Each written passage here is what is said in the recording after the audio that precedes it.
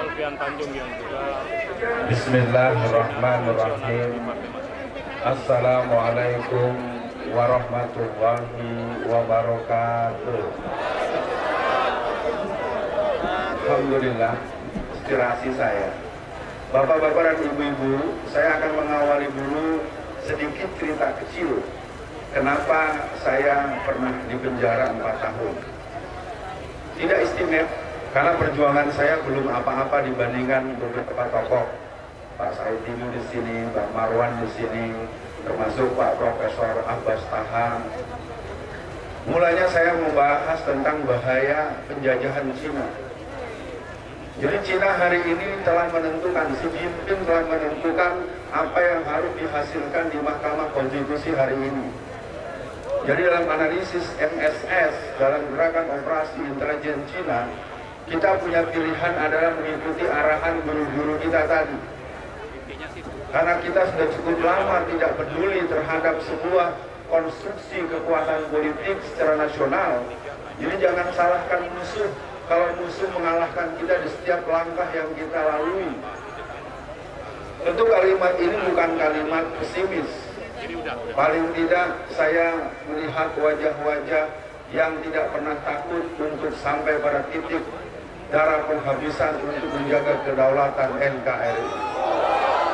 Saudara-saudara, tentu saya harus menghitung karena tadi terdengar dari sana setelah ini akan pindah ke tengah. Mudah-mudahan tengah yang hadir tambah banyak.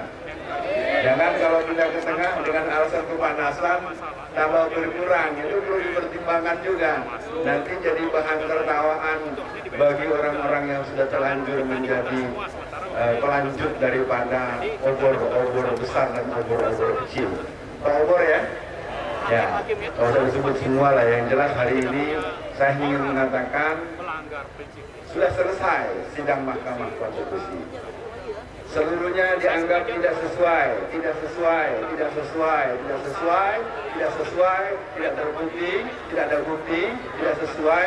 Lalu selanjutnya adalah tergantung arahan dari Pak Said Didu dan kawan-kawan baru.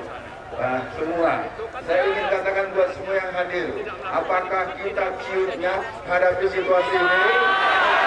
Kita harus ingat negara Indonesia sudah bukan sekedar tidak baik-baik saja. Negara Indonesia sudah hancur-hancuran. Saya kadang-kadang bermimpi bisa bertemu dengan Pak Said Didu. Saya belum kesampaian, sekarang saya sebut terbuka. Kapan saya bisa berkonsultasi? Kerja kecil saya baru 12 angkatan saya mengadakan pendidikan politik untuk Jawa Tengah. Sebenarnya saya berharap di daerah-daerah lain karena keadaan ini akan semakin parah kalau kita tidak melakukan antisipasi, edukasi, dan proses rehabilitasi. Bagaimanapun kita tengok yang berkumpul di sini bisa kita lihat sebagai kelompok orang-orang yang punya penampakan baik secara fisik maupun secara usia. Kita lihat, kita yang ada di sini umurnya rata-rata diduga 20 tahun ke bawah. Betul ya Bang ya? Iya, kita tidak boleh memungkiri bahwa gerakan tetap dimenangkan oleh goyang gemoy. Oke gas, oke gas, oke gas. Anda boleh marah, Anda boleh menganggap saya merasa kalah, tidak. Karena memang ada psikologi dari teori milenial, dari teori Y, teori Z, teori Gen Z, dan teori Alpha, teori Beta. Dan gerakan itu tidak menyasar daripada para pemuda-pemuda yang berkarakter nasionalis Islamis dan kelompok Islam yang berjiwa jihad politik. Kelompok muda-muda yang lain rajin ibadah banyak. Kelompok muda-muda yang senang dengan agama banyak.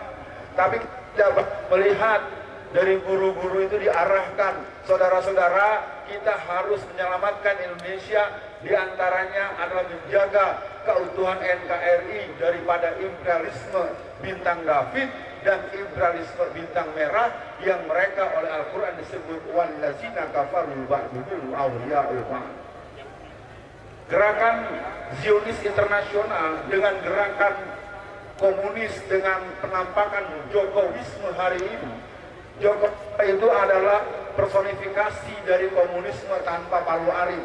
Betul. Jadi hari ini kita sedang berada di sebuah rezim yang sudah sampai kepada satu statement isyhadu bi anna PKI. Kita sedang berada di sebuah penampakan, lu mau ngomong apa aja, lu mau demo kayak apa aja, lu nggak bakal menang. Nanti kalau kekencengan dipanggil lagi sama polisi. Itu sudah menjadi fakta. Beberapa teman-teman di daerah, beberapa teman-teman tokoh-tokoh kita yang harus sedikit menahan langkah karena surat panggilan dari kepolisian sudah mulai berdatangan pada satu tokoh-tokoh kita. Untuk itu, kepada semua, apakah mendengar berita ini, cerita ini Anda takut? Kita siap untuk menjaga kedaulatan NKRI. Kita siap bekerja sama dengan guru-guru kita, abang-abang kita. Takbir! Jadi kita semua pada sore ini tidak ada pilihan bahwa gerakan-gerakan kesadaran kolektif untuk menjaga NKRI sebetulnya ada di titik sangat membahayakan. Ketika satu anak haram konstitusi, satu anak haram KPU, lalu nanti dia dilantik, maka Anda akan melihat foto anak itu yang konon SMA-nya saja jelas, lalu nanti akan ada foto bapak yang satu, bapak oke gas, yang satu anak dari yang suka main sepeda mini. Ya, jadi di kantor-kantor Anda ada foto dua bapak, yang satu bapak yang sudah tua, yang satu anak yang belum cukup umur. Nanti tinggal John Etes jadi menteri sekretaris kabinet. Ya, buat saya tahu nanti arahan dari kakak-kakak, abang-abang semua dan seluruh kawan-kawan, sampaikan energi positif kita. Kita jangan pernah merasa kalah karena kecurangan yang boleh saya bilang ini kejahatan yang TSM, kejahatan politik yang TSM.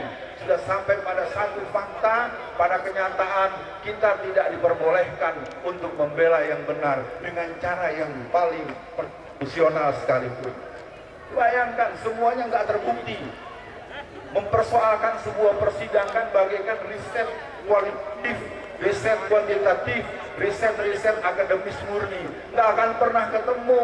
Padahal faktanya di Cikupa itu saya, karena saya orang Tangerang, itu di saat pencoblosan polisi langsung yang membagikan uang kepada masyarakat dan diarahkan tegak lurus di tengah, coblos nomor 2. Bayangkan berseragam, membawa uang, membawa pistol, dan mereka disuruh mencoblos sesuatu nomor yang ditentukan, lalu kemudian disampaikan tidak terbukti.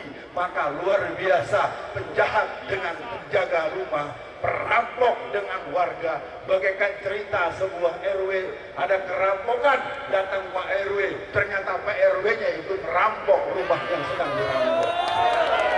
Tentu emosional harus kita turunkan sedikit. Kerja-kerja yang kelihatannya mengarah pada revolusi, gerakan-gerakan yang bersifat non-parlementer, tapi saya ingin ingatkan, maukah kita duduk baik-baik dulu sebelum diputuskan membakar gedung CCP pusat PKI. Itu para tetua kita tahun 66, mungkin Prof. Abbas Tahar bisa cerita, itu mereka mengadakan rapat 11 hari 11 malam. Sekarang Anda datang jauh-jauh dari mana-mana, tentu sebuah pengorbanan yang luar biasa. Tapi apakah kita ketika pulang ke rumah, kita punya semangat yang sama untuk mengatakan bahwa Indonesia tetap milik rakyat Indonesia. Tapi saya pikir saya tidak perlu memperpanjang karena ini bukan dengan untuk menjelaskan siapa saya. Yang paling penting bagaimana kita setelah hari ini. Maka pesan saya buat semua yang hadir, sampaikan salam di seluruh jazirah, tembus hatinya bahwa negeri ini sedang menunggu lahirnya para pahlawan yang tidak bertanya dibayar berapa dan dapat apa. Ini bagian yang terus harus kita pertanyakan. Kenapa gerakan-gerakan gampang layu sebelum berkembang? Kenapa tokoh-tokoh yang kita banggakan tahu-tahu hilang tanpa pesan? Karena pertanyaan itu sering berujung, nanti gua dapat berapa? Nanti gua jadi apa? Semoga seluruh para penggerak juga menjaga diri, termasuk saya tentunya. Mohon maaf, mari kita bersiap ke tengah. Kita akan terus bergerak, kita gelorakan Indonesia kita. Harus kita jaga sebagai putra-putra patriot Indonesia. Assalamualaikum warahmatullahi wabarakatuh.